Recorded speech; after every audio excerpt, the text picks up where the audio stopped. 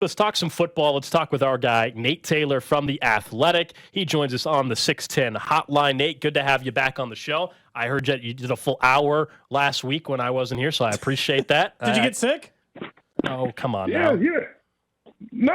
It was, I'm glad you're doing better, and I was happy to as I think I said last week, just kind of be a reliever coming from the bullpen in Germany. So, no, man, all is good. We were talking during the random question of the day. Cody asked the question based on some comments Mahomes had during Manningcast last night about how, I guess, he said his wife bought him underwear or whatever, and he's been wearing that ever since on game days, superstitious and all that. Do you buy the whole story? He said he hadn't washed them. There's just no way.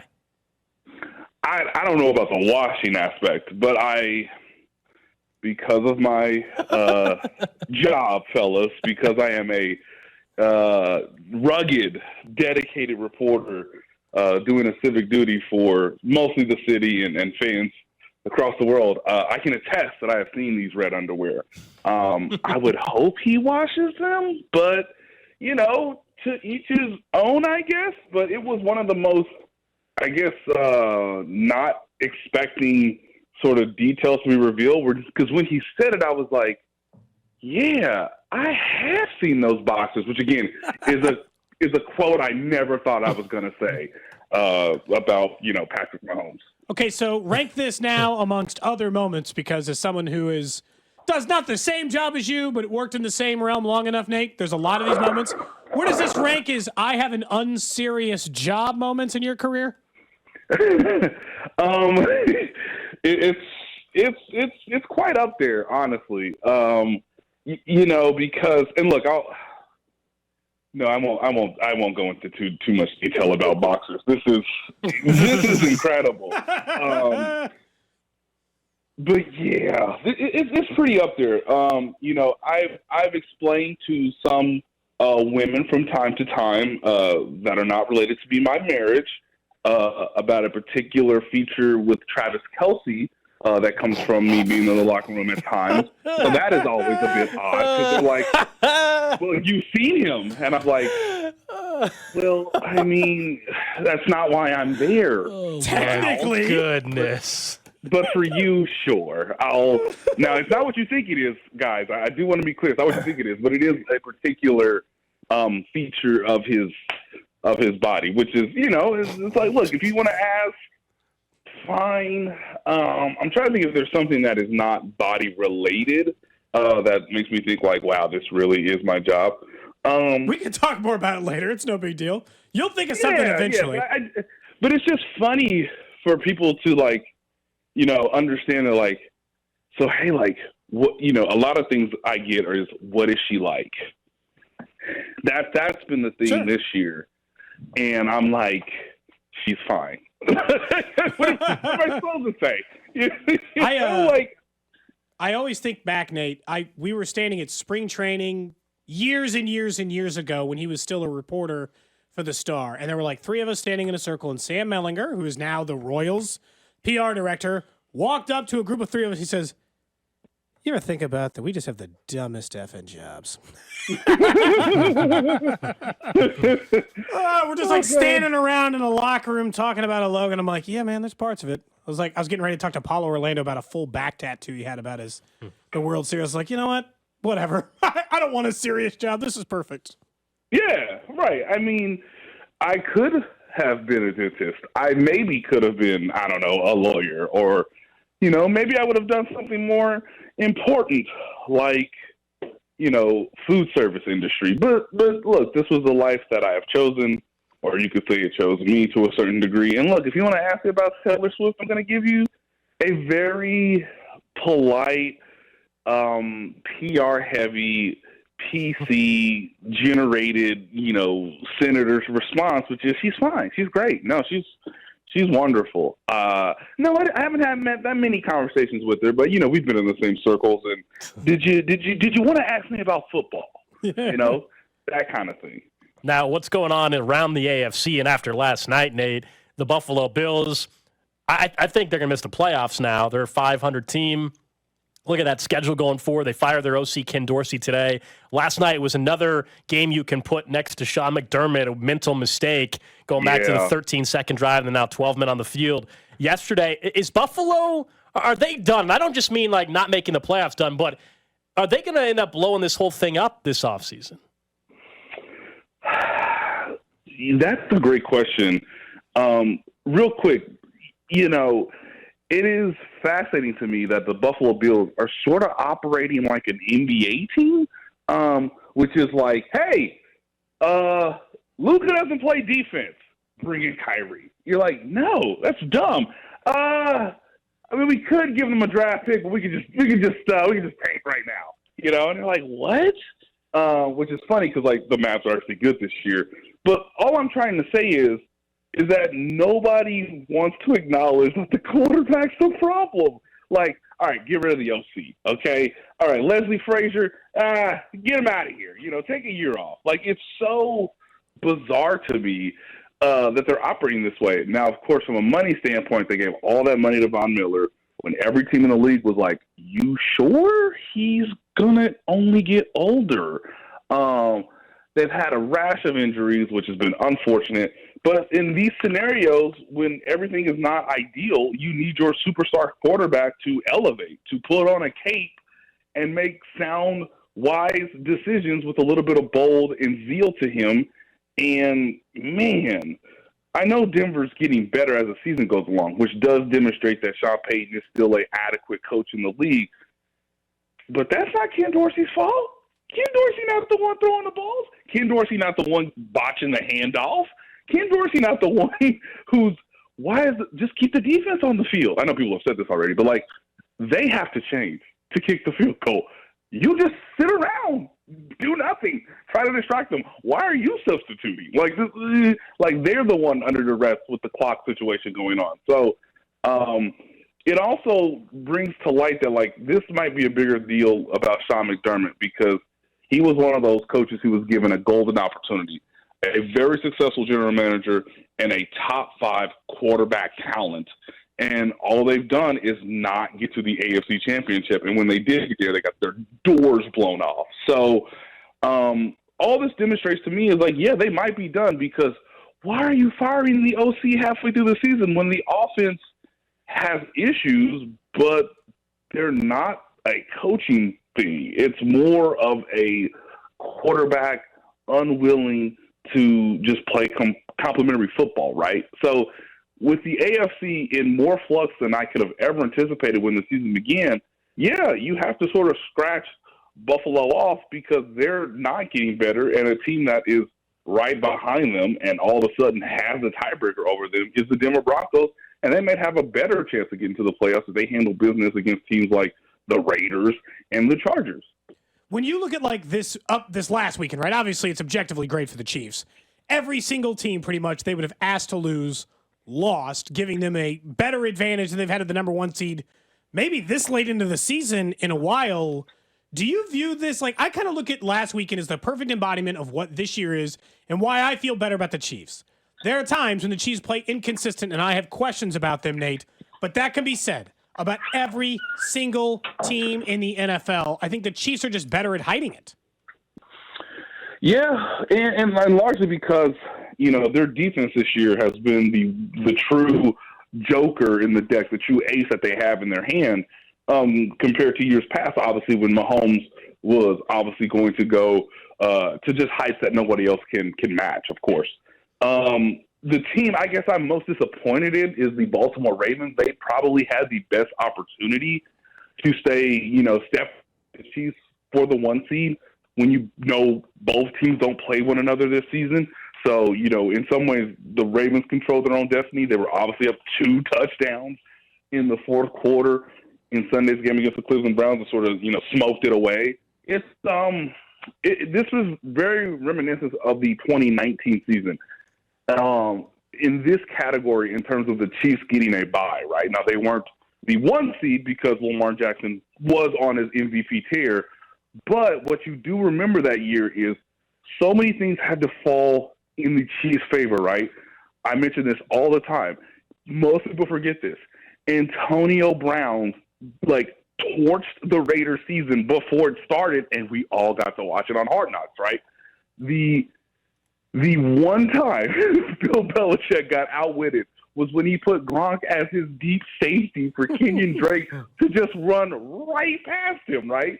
I mean, it's just some of the most bizarre stuff that's happened. Obviously, we all know the Fitzmagic stuff, but obviously there's something involved with the Dolphins and the Patriots. And of course, all of a sudden this team goes on a international trip to Mexico City, and Phillip Rivers does what Phillip Rivers does, which is, hey, I'm leading a great last-second comeback until I throw a soul-crushing interception to Dan Sorensen. Chiefs never lose a game, and all of a sudden they're now the team in position to not only host the AFC Championship, but obviously get to their Super Bowl for the first time in 50 years. So, again, through 10 weeks now, we have real evidence to suggest that, this is kind of going a certain way that we've seen before.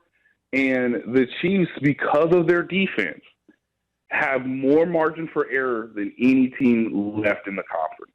We're talking to Nate Taylor from The Athletic.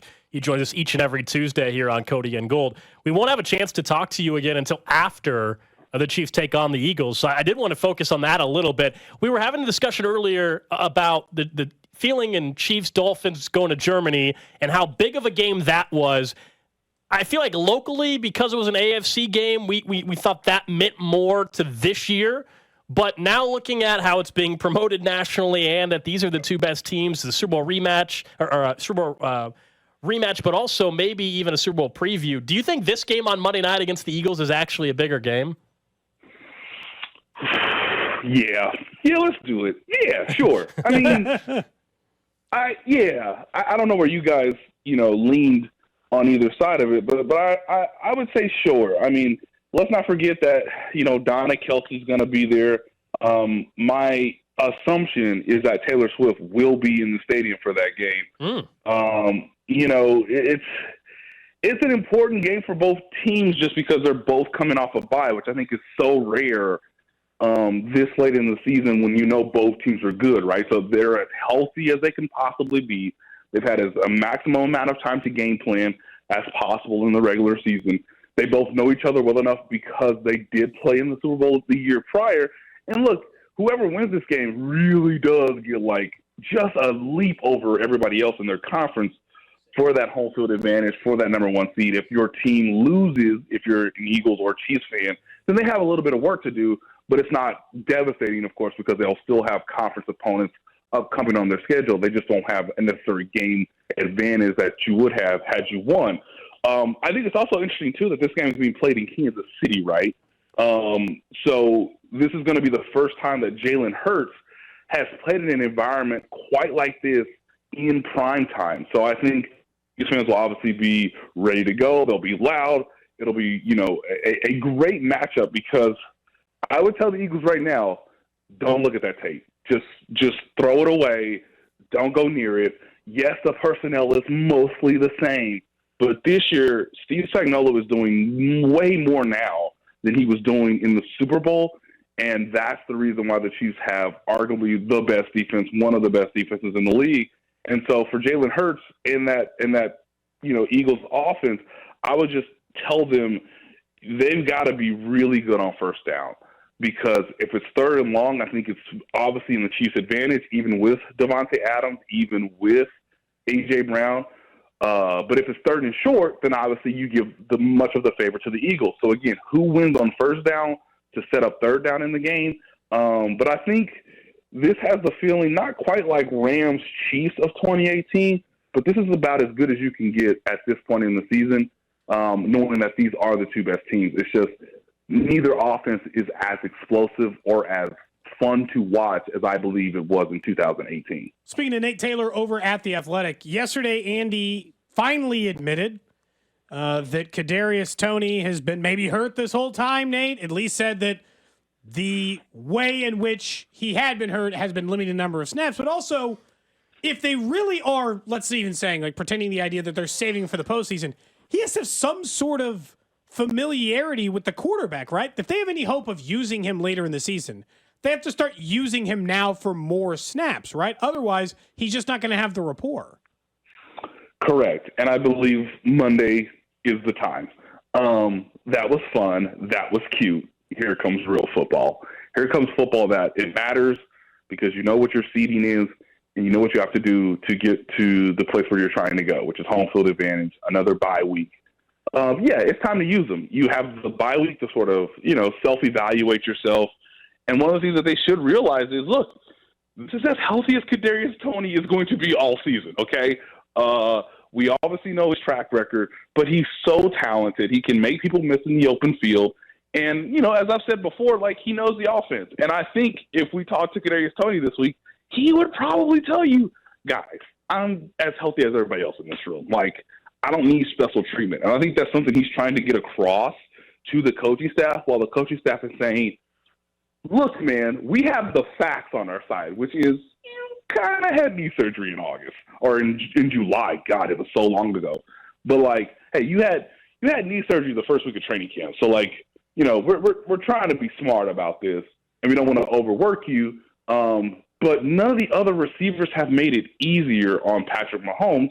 So, yeah, it's now, I believe, Cadarius Tony's turn to sort of demonstrate what he can do with, 40 to 35 snaps in Monday night's game. And then you build off that for the rest of the second part of the season, just because, he's a football player and he's in uniform and he's talented and you should use him. It's not that hard. Keep it simple. And Tony will tell you himself, I know the offense. I'm ready to demonstrate my value. And we're getting further and further and further away from my knee surgery, and we're getting further and further away from, obviously, the debacle I had on opening night. The frustration of short yardage situations, lack of success there is an ongoing thing. It's not just this year, it's multiple years. I feel like Monday night, it's going to just be even more glaring and more frustrating because of what the Eagles and the success they have, whether it's just the brotherly shove or otherwise. Do you feel like that is going to be magnified and talked about even more during the game because of the opponent? Yeah. And look, I'll help ESPN's researchers right now.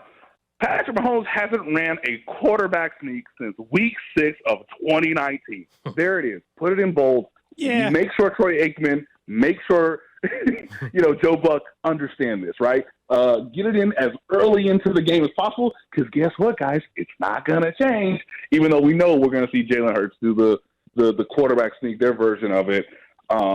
Probably, 2 to 3 times? They usually do it about 2 times a game, I think, on average. But, yeah, I mean, because you're taking away one of the more simplified plays to go forward, literally, you have to be more creative, or you have to just trust your running back. And I think I said this last week, Cody, but if you're not going to use, Patrick Mahomes, one of your most athletic players on the team, to go forward, 9 feet or whatever, then you need to give the ball to Isaiah Pacheco, your best short yardage running back. That is proven out over the course of these 9 games.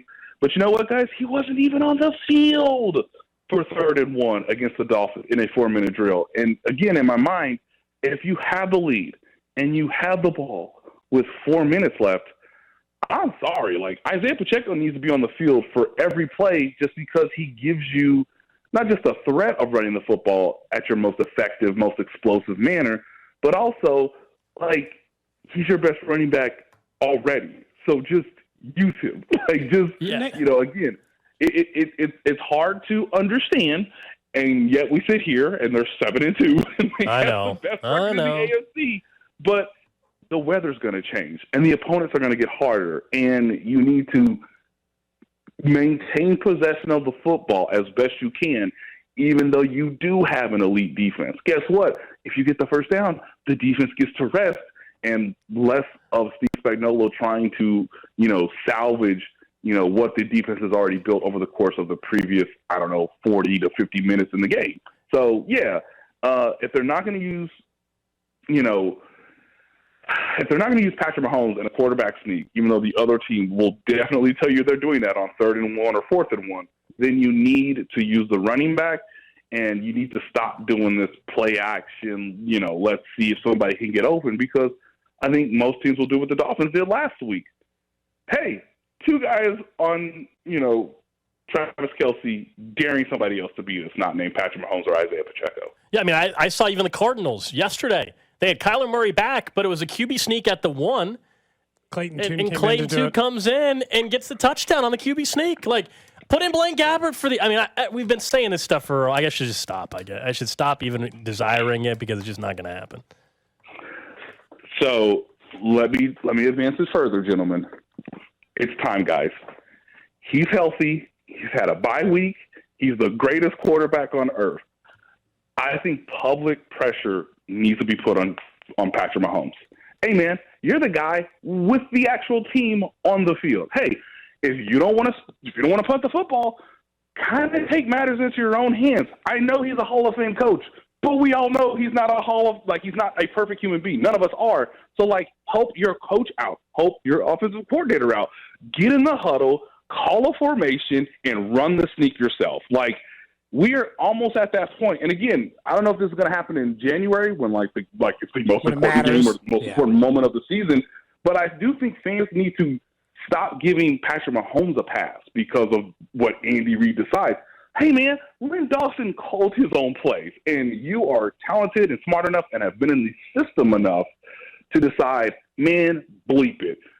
Let me get behind Creed Humphrey, Trey Smith, and let's go move forward so that we can get a yard.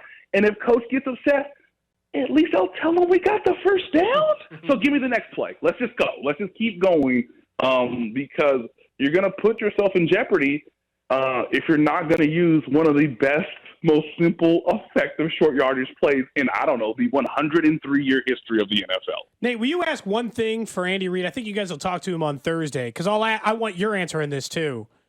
Is he more conservative as a play caller this year because the defense is good? Because he's definitely more conservative. So the reason why is the question. I think it's because of the defense. I don't think he will give you an honest answer, but everything, our eyes and the statistics and the play calling leads us all to believe that, yes, he has gotten confidence over the course of the season that says, hey, I don't have to bring out my best stuff right now. And again, it's a luxury because, again, they're 7-2, the number one seed in the AFC. But I do get the sense that, hey, if he's preparing the defense for later on down the season, okay, hey, I understand that. If you want to say, look, we think we can stop the Chargers. We think we have the players capable of stopping Justin Herbert. We'll save that for sometime down the road against another team with another similar defensive scheme. Okay. But now you're playing one of the best teams. You're playing arguably the best team against the Philadelphia Eagles on Monday night. So I do think the answer is yes, even though Andy would probably want to hide that just for, schematic and strategic purposes.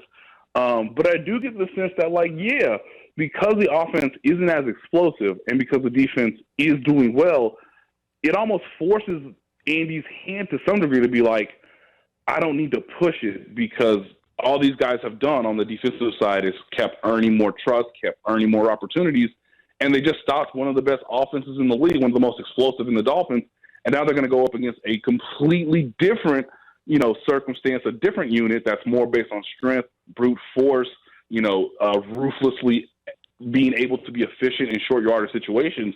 But I do get the sense that Andy Reid is starting to understand that his team is different than in years past, and how quickly he and the rest of his coaching staff adjust to the players that he has on this particular roster should help the team obviously stay ahead of everybody else in the AFC. But it might be the difference between obviously winning this game upcoming and then potentially seeing this team in a rematch so that you can obviously stay in an advantage against a common opponent who's obviously worthy of your full attention. Nate Taylor from The Athletic always joins us on a Tuesday. What are you working on besides the story on Mahomes' boxers?